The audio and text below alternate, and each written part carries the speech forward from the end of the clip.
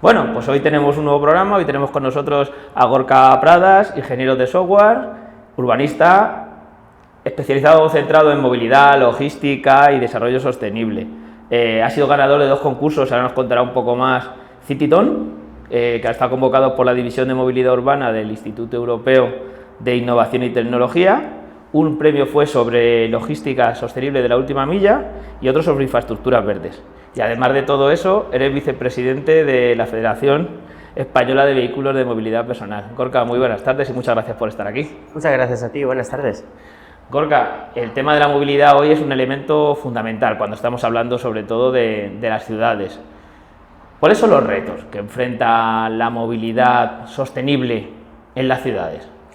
Hay muchos retos, hay muchos retos. Por saber un poco por dónde empezar es un poco complicado, ¿no? O sea, nosotros al final sí que es verdad que desde la Federación nosotros lo que trabajamos es todo lo que tiene que ver con la micromovilidad sostenible, en este caso enfocado a los patinetes eléctricos y monociclos eléctricos, pero sí que es verdad que al final la movilidad sostenible encabeza muchísimos retos, ¿no? Un poco por todos lados, no solo por la micromovilidad, también por el transporte público, también por la reducción del uso del coche o vehículos contaminantes en general, reducción del espacio del vehículo privado en pro del vehículo colectivo.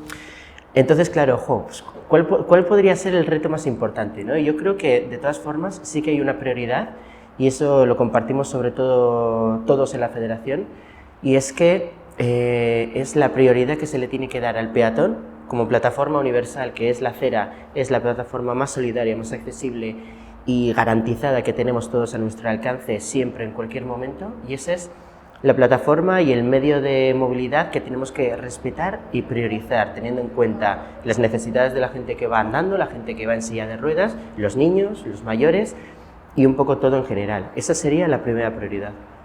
Gorka, pero en ese sentido, cuando hablamos de las aceras, uno de los principales conflictos que están sucediendo creo que en casi todas las ciudades, nosotros estamos en la zona sur de Madrid, pero cuando hablamos de todas las ciudades es ese conflicto con los vehículos de movilidad personal, ¿vale? Lo quería dejar para el final, pero me he sacado la acera y ese conflicto que existe entre esos vehículos que van por las aceras. Bueno, al final no somos especiales, quiero decir. Ocurre igual con las bicicletas, ocurre igual con otros tipos de vehículos, incluso ocurre igual cuando los coches invaden las aceras para aparcar, para hacer dobles filas, cuando es un servicio, cuando es algo especial o cuando no es tan especial, ¿no?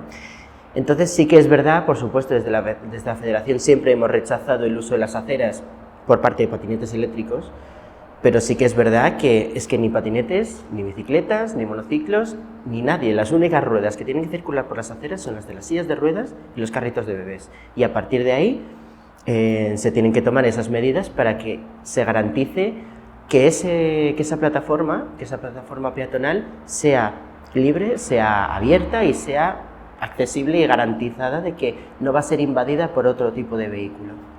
Entonces, ¿cómo le explicamos a la ciudadanía, a la gente, que la acera es del peatón? Porque es que en muchos casos la gente no tiene ese concepto, digamos, claro, ¿no? Cuando ve marcado en una acera, pues cerca un carril bici, acera bici, definámoslo como queramos, ahí existen esos primeros conflictos entre distintos tipos de vehículos, no solo los vehículos de movilidad personal o los patinetes, que últimamente son como los grandes estigmatizados, digamos, de ese espacio. Sí, al final hay que tener en cuenta de que durante muchos años se han llevado adelante muchas políticas en pro del uso de la bicicleta, ¿no? Que en ese momento solo existía como tal, no existían los patinetes hasta hace 6 o 7 años. Claro. Entonces, todo lo que se enfocaba para este tipo de micromovilidad realmente iba enfocado hacia la bicicleta. Entonces, los ayuntamientos, de una manera u otra, sí que han tomado diversas medidas, ¿no? Sobre todo lo que tiene que ver con hacer carriles bici, pero hay momentos en los que era complicado no poder decir, vamos a hacer una reconectada, pero sí que es verdad.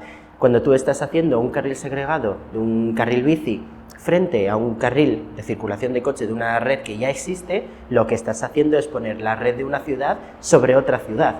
Entonces, claro, ahí tienes un problema muy grave porque teniendo en cuenta de que el espacio es limitado, al final no podemos tener un carril para todos, y en este caso lo que se tiene que hacer es convivir y poder circular todos por el mismo sitio, y cuando hablamos de vehículos, los vehículos tendrían que circular por el mismo recorrido.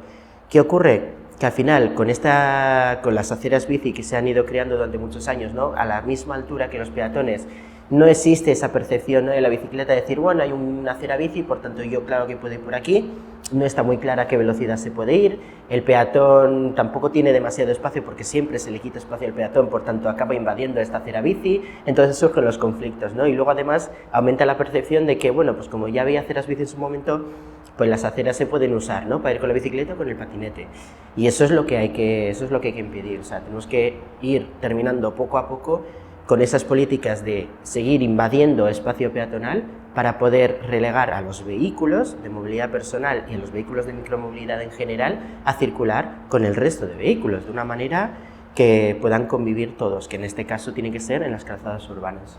Gorka, otro de los, digamos, de las cosas que se oyen en la calle, ¿vale?, por no definirlos de alguna manera, no existe una normativa concreta para los vehículos de movilidad personal. No existe una normativa concreta. En cada ayuntamiento, en cada municipio es distinto. ¿Qué hay de verdad y qué no hay de verdad? ¿Y por qué no hay una normativa estatal que lo regule a todos de la misma manera? Lo primero hay que tenerlo todo claro, y es que en cada metro cuadrado de cualquier municipio de España está terminantemente prohibido circular por las aceras. Se acabó. A partir de ahí, ningún vehículo de movilidad personal y realmente ninguna bicicleta, salvo ordenanzas, existen algunas ordenanzas que te permiten, ¿no?, si la acera es de más de 3 metros de ancho se puede circular, se puede ir más lento, más tal, pero los VMPs como tal tienen prohibido circular por cualquier acera que exista en España, aunque una ordenanza quiera permitirlo, no se puede. Claro, esto es solo una de las cosas que han quedado armonizadas, pero es que el resto no. Estamos hablando de que la DGT no tiene una regulación para la circulación de vehículos de movilidad personal, que nos está trayendo problemas sobre todo a los usuarios, porque los ayuntamientos, los 5.000 ayuntamientos que tenemos en el país, claro, lo que piensan es, bueno, pues tenemos esta situación, la DGT no nos ha dicho nada de cómo regular esto, tenemos que regularlo nosotros de a nuestra manera, por dónde tienen que circular, qué tienen que llevar, a qué velocidad pueden ir, cuáles son las multas, cuáles son, ¿no?, o sea, cuáles son las cosas que pueden hacer los VMPs en este caso. ¿Qué nos encontramos? Pues por supuesto, con una desconexión de información entre ayuntamientos contiguos, de la cual tú puedes decir, si un ayuntamiento obliga el casco, algo que tampoco está permitido porque no es competencia del ayuntamiento, en el caso de los VMPs, si alguien obliga a llevar el casco en un municipio y en el otro no, si yo, por ejemplo, voy aquí en Getafe con mi patinete eléctrico sin casco, pero paso Leganés y me multan porque no llevo el casco, claro, existe esa incompatibilidad. Entonces eso es uno de los mayores problemas, sobre todo en las zonas en las que estás pues pegado a otras ciudades, ¿no?, a otros municipios. La culpa de esto, por supuesto, de la DGT. Quiero decir, la DGT desde el primer momento tenía que haberse puesto en contacto con los expertos en la materia de micromovilidad y circulación para poder crear una regulación lo antes posible que pudiera ser armonizada en todos los municipios, pero que también fuera armonizada de una manera justa, ¿no? Al final somos somos el mismo tipo de micromovilidad que una bicicleta, por tanto, se comprende que allá por donde una bicicleta puede circular, un VMP también también debería circular, por tanto una equiparación es indispensable. Gorka, otro de los elementos que ha sido últimamente de más actualidad ha sido la constante prohibición en multitudes de lugares para que el transporte público, en diversos transportes públicos, ya sean en trenes, metros, autobuses, no puedan subir los VMP porque ha habido algunos casos, hemos visto todas las imágenes de un patinete eléctrico que se había quemado. Hemos visto uno o dos, habremos visto 2 casos, y ya con eso cundió el pánico entre las autoridades y todo el mundo decidió poner manos a la obra muy rápido para prohibirlos. Sí, ¿no? Al final quiero decir, nos vendemos el relato de que sí, movilidad sostenible, sí, tal, muévete tal en vehículos sostenibles, haz así un poco, ¿no? Deja el coche, vete andando en bici, en patinete, no sé qué, y de repente, cuando viene una noticia así, que al final viene todo alimentada y completamente exagerada, ¿no?, por los medios, nos encontramos con estas instituciones cerrando a cal y canto cualquier interacción con los VMPs en el transporte público. Claro, si fuera por la casuística, ya solo hasta abril ya han ardido más coches en la vía pública en túneles cerrados, tanto en Barcelona como en Madrid y en otros sitios, en los que tú dirías, ¿por qué nos han prohibido los túneles de los coches? No tiene ningún sentido. Y la respuesta es obvia, porque el coste-beneficio, el beneficio de usar esos túneles es muchísimo mayor que el riesgo que existe actualmente de que un vehículo se incendie en el interior. Lo mismo pasa con un patinete eléctrico. ¿Por qué una bicicleta eléctrica que lleva las mismas baterías, los mismos compartimentos, incluso está hermetizada, lo cual sí que podría explotar? Al contrario que un patinete no explota, no va a explotar, o sea, deflagra, que es lo que hace. O sea, básicamente se quema el combustible que lleva dentro de la batería, chispea, o sea, actúa como un soplete porque tiene diversas fugas el patinete eléctrico, hasta que se apaga. Pero claro, teniendo en cuenta de que este tipo de vehículos también llevan las mismas baterías, a estos no se les ha prohibido, y sin embargo los patinetes eléctricos sí, y también a los monociclos eléctricos, teniendo en cuenta de que los monociclos eléctricos jamás han dado un problema, no solo en España, ni siquiera en Europa. Y ya podemos contar este año que ya han ardido 2 bicicletas eléctricas, uno en un andén en Londres y otro dentro de un tren en Toronto, y las respuestas ¿cuáles han sido? Obvias, que no van a prohibir las bicicletas eléctricas en el transporte público, porque el beneficio es muchísimo mayor que el riesgo que existe actualmente. Estas deflagraciones, como dices, por lo que he estado investigando, se refieren en muchos casos a manipulaciones que se hacen sobre los vehículos, sobre los aparatos, los patinetes en este caso. Y hay digamos, una nueva certificación que está haciendo la DGT sobre algunos vehículos. Cuéntanos un poco sobre esto. ¿Qué relación tiene? Sí que es verdad que existen diversos factores, ¿no?, que al final pueden acrecentar la posibilidad de que tú tengas un accidente o que se sobrecaliente una batería y por tanto empiece a arder. En el caso de las manipulaciones, lo que haces es violar unos parámetros, ¿no?, manipularlos y cambiarlos a tu antojo, tanto física como digitalmente, ¿no?, para que el patinete pueda correr más, para que tenga más autonomía, para que tenga mejores prestaciones, ¿no?, que al final es lo que la gente necesita. La gente se ajusta a su propia demanda, entonces, al no haber posibilidad de que un patinete pueda no correr más, pero sobre todo la gente lo que necesita es autonomía. Claro. Mucha gente lo que hace es ir de punto a punto y volver. Encima, con la prohibición del transporte público, se duplica, porque antes tú entras con un patinete al transporte público, vas, realizas la última milla y realmente consumo de batería no has hecho demasiada, has creado una multimodalidad.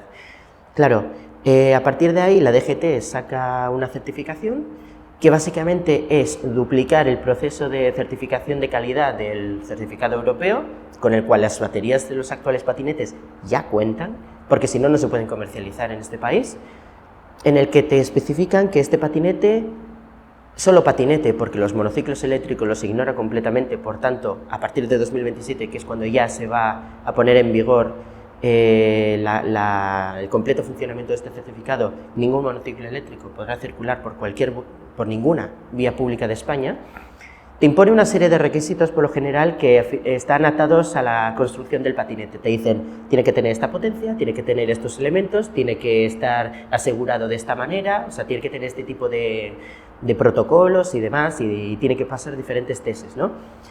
¿Cuál es el mayor problema de todos estos? Aparte de que obviamente acabas con todo el parque de patinetes eléctricos y por supuesto el 100% de los monociclos eléctricos que existen actualmente en nuestras vías, porque claro, estos vehículos que tenemos ahora, el mío por ejemplo, no se pueden certificar a menos de que lo adecúes a las necesidades por 500 euros.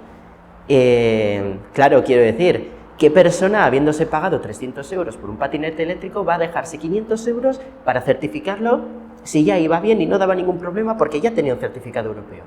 Y además eso no es lo peor, pues sobre todo el mayor problema es que el manual de características actualmente lo que hace es violar una directiva muy importante de la Unión Europea, que es la directiva de máquinas, y sobre todo lo que acontece al mercado único, porque cuando tú eres una empresa que tienes un patinete diseñado, está con las calidades europeas, está ajustado a los estándares europeos que existen sobre VMPs, te encuentras con la situación en la que tú en Francia ahora mismo lo puedes comercializar, o en Portugal, o en Alemania, sin embargo en España no. En España tienes que sacar otro certificado que te cuesta entre 6.000 y 11.000 euros, algo que si eres una startup acabo, o sea, no puedes seguir adelante, porque quiero decir, ya solo para montar, organizar toda la empresa, tener los modelos y montarlo todo, ya te cuesta un dineral, encima ahora te tienes que sumar 6.000 euros porque la DGT ha dicho que tienes que certificarlo de esta manera. Esto al final lo que hace es violar, ¿no?, esa diferencia que no debería existir, por supuesto, o sea, crea una diferencia entre países europeos, lo que es el mercado único.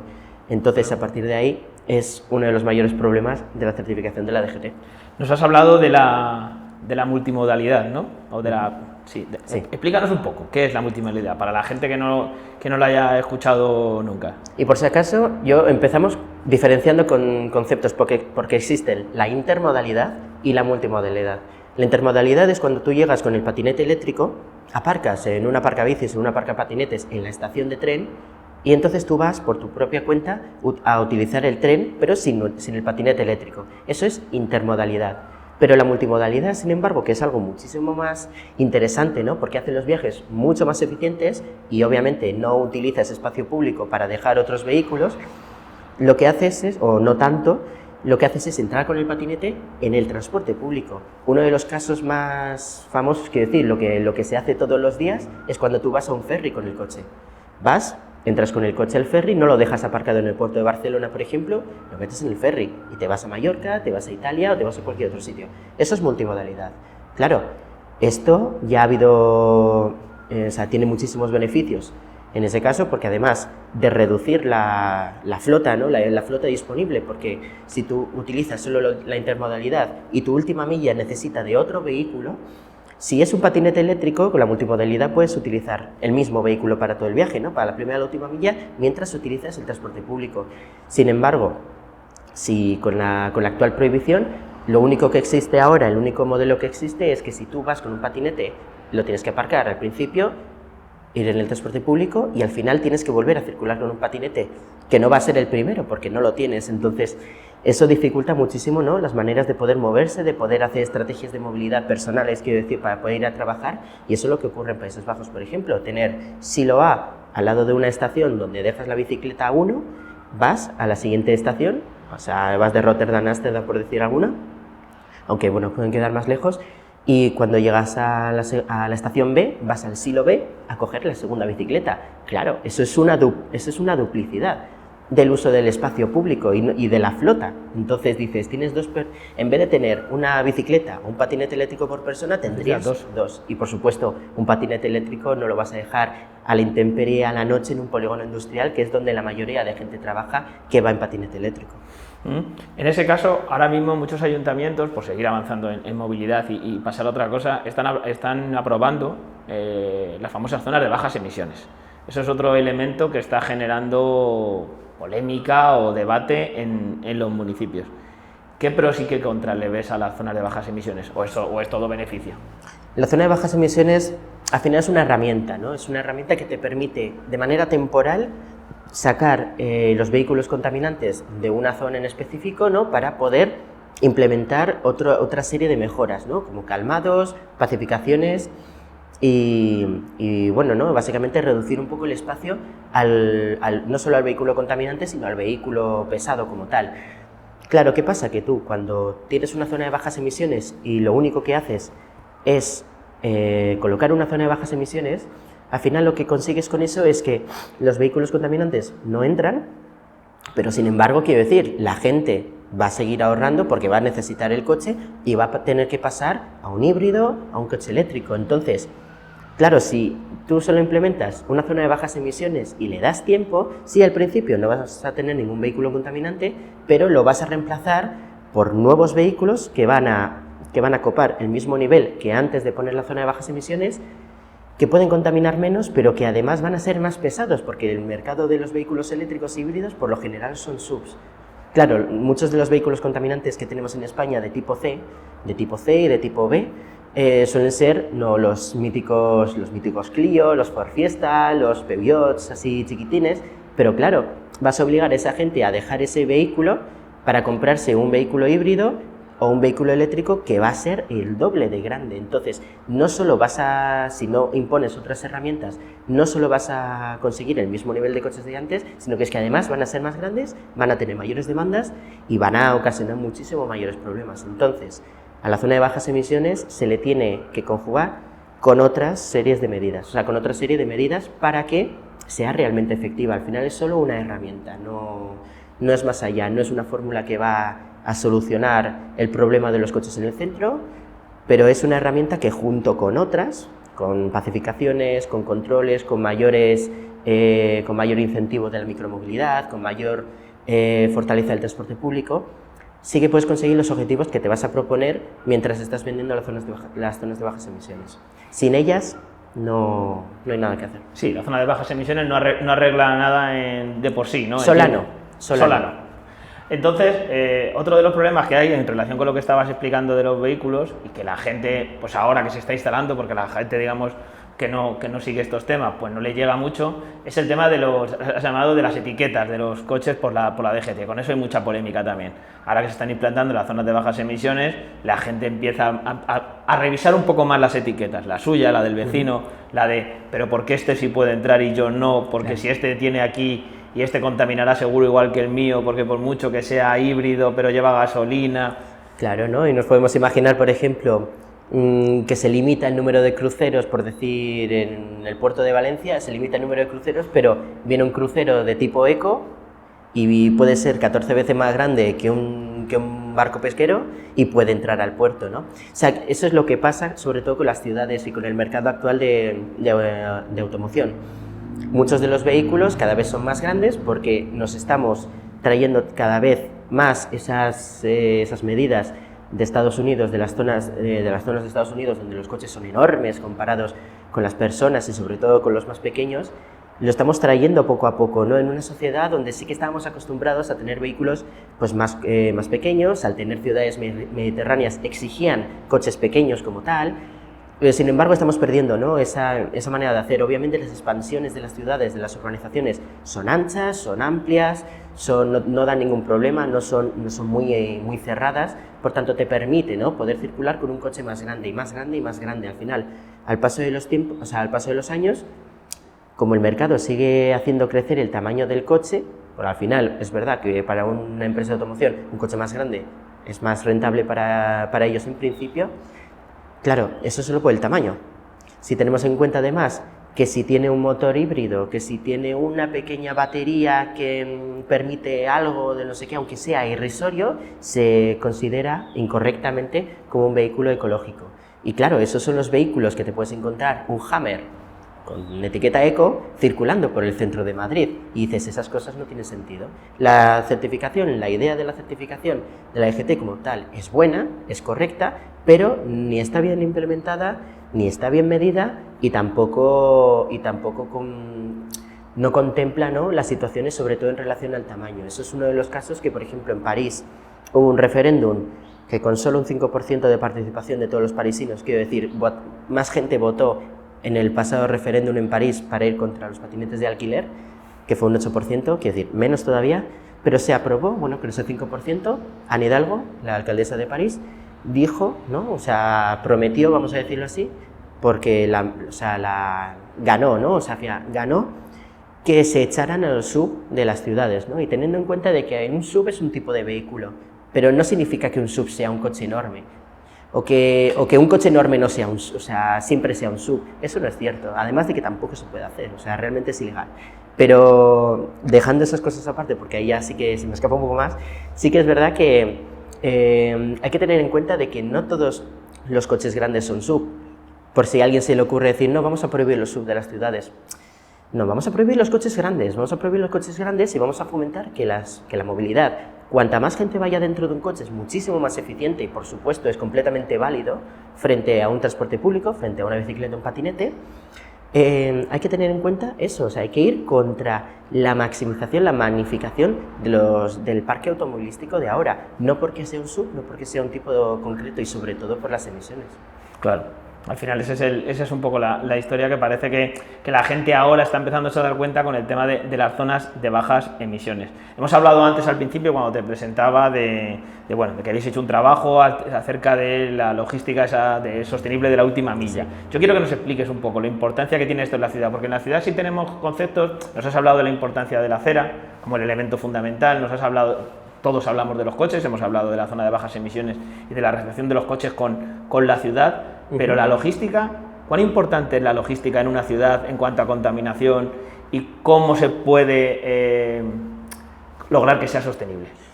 La logística en una ciudad puede suponer hasta el 50% del tráfico de una ciudad, depende de la ciudad también, por lo general suele ser bastante menos, pero hay casos en los que se llegan hasta el 50%. A partir de ahí, la logística se divide en diversos campos, ¿no? Que obviamente son incompatibles entre sí para aplicar soluciones, por tanto se tienen que trabajar de diferente manera. Tienes la micrologística, o sea, todo lo que tiene que ver con los pedidos que la gente hace a través del e-commerce, a través de tiendas online, a través de tiendas locales que envían, ¿no? O incluso los de comida y demás. Después tienes también la logística grande, ¿no? Las de los supermercados, las de abastecimiento y derivados, ¿no? Que al final se tienen que hacer, son necesarios para poder mantener la economía local a flote. Y luego también tienes la de los servicios, ¿no? La cartera de los servicios, que son los fontaneros, que son los electricistas, los de cualquiera de telefonía, de internet y demás. A partir de aquí nosotros trabajamos una solución para el primer caso, lo que es la micrologística, ¿no? Claro, teniendo en cuenta de que tenemos muchísimas furgonetas, muchísimas, y lo peor de todo es que no hay solo una empresa que lo haga, es que hay entre 5 y 10 empresas que hacen exactamente lo mismo y pueden pasar hasta más de un par de veces por el mismo portal. Eso, por supuesto, es un modelo completamente ineficiente. Nosotros, al final, estamos acostumbrados a ver la mítica furgoneta de Amazon apostado en una doble fila, en un carril bici, invadiendo espacio por lo general para poder entregar un paquete, pero es que eso no es lo peor, sino que después, cuando se va el de Amazon, o a lo mejor viene otro de Amazon incluso, o te viene otro de cualquier otra empresa, ¿no? Que también tiene que dejar un paquete. Claro, eso lo hace completamente ineficiente y, por supuesto, es una de las grandes causas de la contaminación del tráfico de una ciudad. Entonces, a partir de ahí, nosotros trabajamos esa solución en la cual, dependiendo del tamaño y de la realidad de una localidad, se puede crear un centro de consolidación urbana para que todos los trailers con las grandes mercancías se dejen todos en un punto alejado de la ciudad, alejado de los habitantes, para evitar esa circulación de trailers, ¿no? Por esas zonas cercanas, y a partir de ahí se crean diversas rutas para poder circular a través de puntos de recogida donde los vecinos tendrían muchísimo más campo y muchísima mejor oportunidad para recoger sus paquetes, porque al final, si vas a recoger un paquete en una tienda, tienes prácticamente todo el horario laboral disponible. Si es una taquilla, tienes las 24 horas. Y si es una oficina momentánea, concreta, además, pues bueno, pues tienes un rango mayor de horas, ¿no? Que en vez de tener que estar esperando en casa, sin saber muy bien a qué hora te llega, porque nunca te dicen a qué hora llega, te dicen entre las 10 y las 6, y entre las 10 y las 6 tienes que estar ahí, si no, tienes un problema. Entonces, a partir de ahí, con esas rutas, ¿no? que se hacen, sobre todo con vehículos sostenibles de todos los paquetes, se juntan todos los paquetes de las empresas, de todas las empresas, en el mismo centro para repartirlas a la vez por diferentes puntos de recogida, con la mayor cercanía al usuario, obviamente. Se pueden entregarlas utilizando bicicletas de carga, patinetes de carga o incluso vehículos eléctricos, furgonetas eléctricas, pero que en este caso puedan aprovechar todo el espacio que pueden llevar, ¿no? En este vehículo. A partir de ahí, bueno, pues lo que creas es obviamente una reducción, lo que consigues es una reducción de esa flota de mercancías de todas las empresas en general, ¿no? Las empresas ganan en ese sentido, ¿no? No tienen que llevar una flota de 100 vehículos a una ciudad. Y luego además supone un ahorro para las empresas, claro, también. Por supuesto. Y nosotros como usuarios, como clientes, tenemos mayor rango horario para poder recoger nuestros paquetes y también nos soluciona los problemas derivados, ¿no? De toda esta flota de vehículos, todas las dobles filas, todas las invasiones de carriles, las invasiones de aceras, sobre todo. Y al final ganamos un poco todos en ese sentido, lo que es difícil de implementar, porque es complicado, porque la logística siempre ha sido un tabú en la movilidad, pero ya poco a poco, ya por fin se está empezando a... Eso te iba a preguntar, que si hay algún sitio donde hayan ya empezado a ponerlo en marcha, este sistema.